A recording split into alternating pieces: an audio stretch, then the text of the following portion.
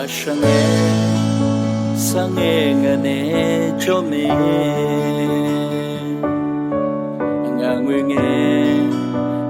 ngane chome chicha lebo ngane chome mi yegache ngang shuge la me Uchina rampo ngane chome ngamunge tunge ngane chome anuma ulange ngane chome kulahuma ngane chone la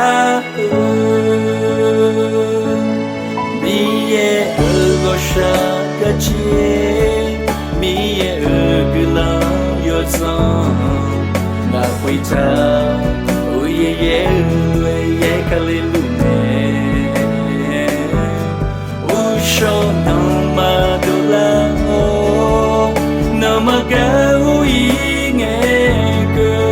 Miye o Namanga jachuma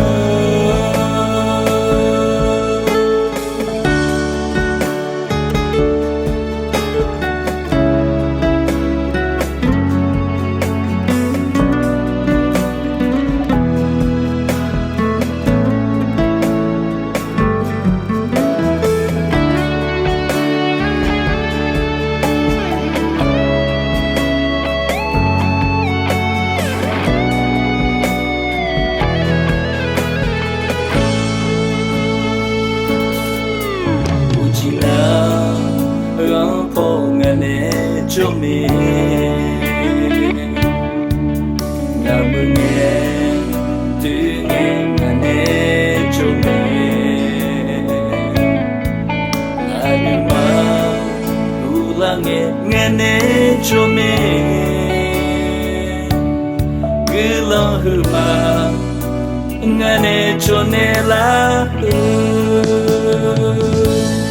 Miye ugosha gachi Miye ugulan yozan Na huita Uye ye kalilume Usho nama dola Namaga uinge ke Miye o Namanga jachuma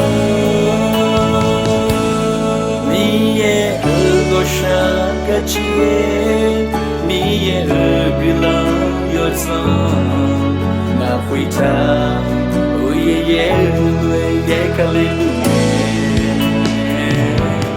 Usho nama dola Namaga uinge ke Miye o